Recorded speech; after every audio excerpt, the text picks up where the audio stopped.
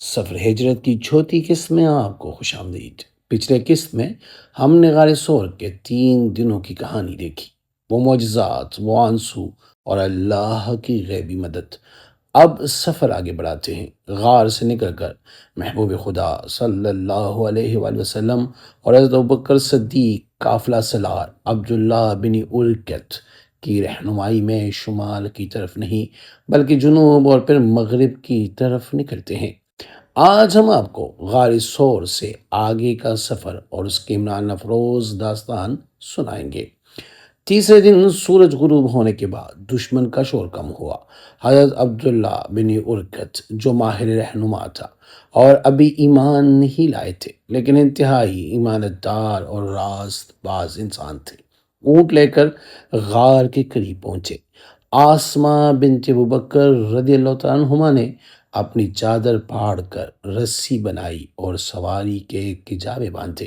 یوں سفر مدینہ کا آغاز ہوا۔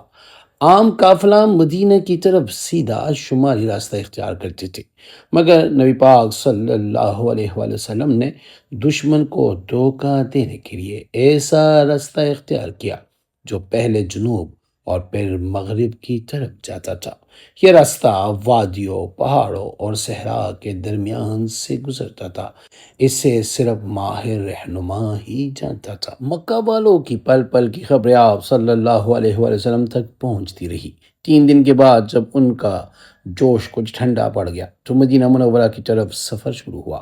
حضرت ابوبکر صدیق رضی اللہ تعالیٰ عنہ عبداللہ بن اریکت کو بطور رہبر اجرت پر لے لیا۔ رہبر اجرت نے ساحلی سمندر والا راستہ اختیار کیا۔ عام طور پر مدینہ منورہ کی طرف سفر کرنے والے اس راستے سے کتراتے تھے کیونکہ یہ کافی طویل اور دشوار گزار راستہ تھا۔ غار ثور سے نکل کر آپ صلی اللہ علیہ وآلہ وسلم اسفل مکہ سے مغرب کی طرف چلے۔ تقریباً 16 کلومیٹر مغرب کی جانب چلنے کے بعد پھر شمال کی طرف مڑے۔ عاشقوں نے ہجرت کے مقامات سے بھی بحث کی ہے۔ کتنے محبت و جذبہ والے گزرے ہیں جنہوں نے اس طریق ہجرت پر جذبہ و عقیدت سے سفر کیا۔ عبداللہ القادی نے اپنے ایک آرٹیکل میں طریق ہجرت کو 8 مراحل یعنی 8 ایام میں تقسیم کیا ہے۔ مکمل مسافت 430 کلومیٹر بنتی ہے۔ ہر مرحلہ 40 سے 50 کلومیٹر سفر طے ہوا۔ پہلے 3 مرحلے 1 تا 3 ربیع الاول غار ثور تک کے ہیں۔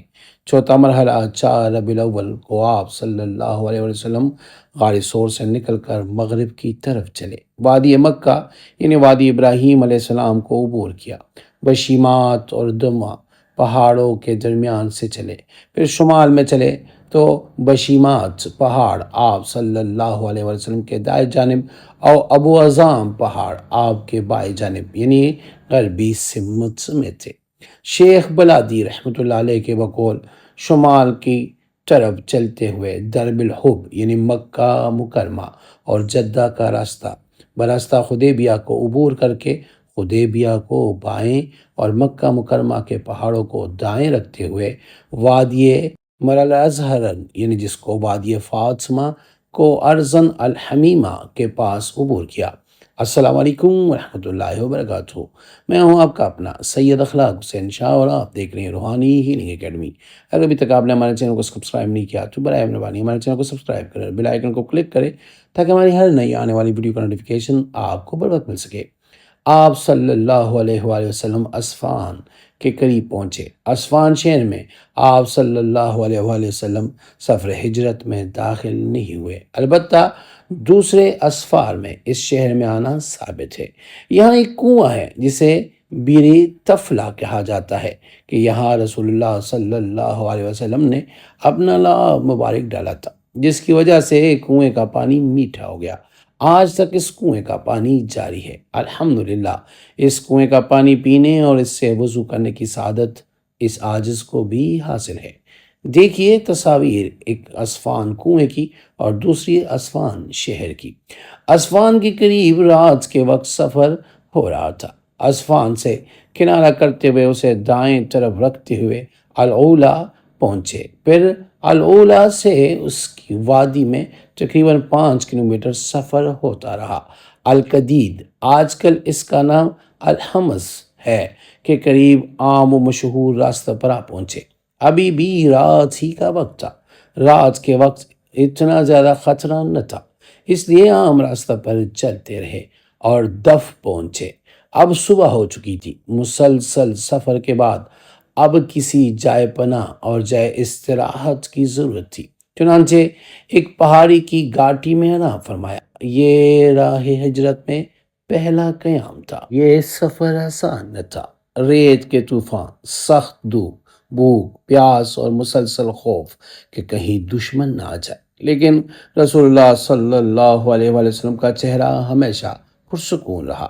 حضرت ابوبکر صدیق رضی اللہ تعالیٰ عنہ بار بار کہتے، یا رسول اللہ، کبھی آگے میں چلوں کبھی پیچھے، تاکہ ہر طرف سے آپ کو بچا سکوں۔ یہ قربانی اور محبت ایمان کی سب سے بڑی دلیل ہے۔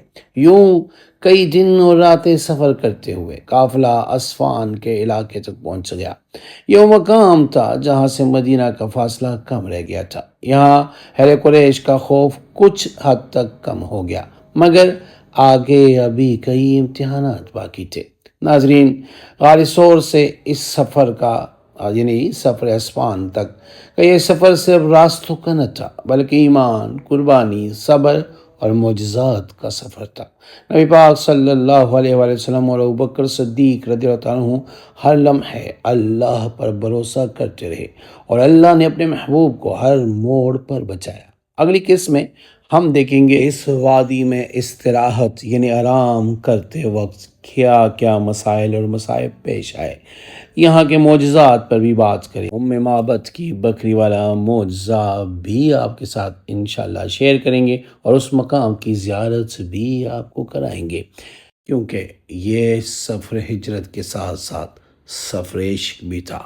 ایک طرف قریش مکہ کی دشمنی اور دوسری طرف مدینہ کے عاشقوں کا انتظار، ملا جلا وہ رجحان، ایک طرف دشمن کا خوف تو دوسری طرف عاشقوں سے ملنے کی تڑپ۔ یہ ایک عجیب داستان بن گئی اور اس کو تاریخ نے سنہرے حروف سے لکھا۔ میری دعا ہے اللہ پاک ہم سب کو بار بار حرمین شریفین کی عبادت حاضری نصیب فرمائیں، اور جو بھی اس ویڈیو کو دیکھے اللہ پاک ان کے دل کی تمام جائز مرادیں پوری فرمائیں، اور اللہ پاک ان کو ہر قسم کی پریشانی اور مصیبتوں سے محفوظ رکھے۔ آمین۔ جزاک اللہ۔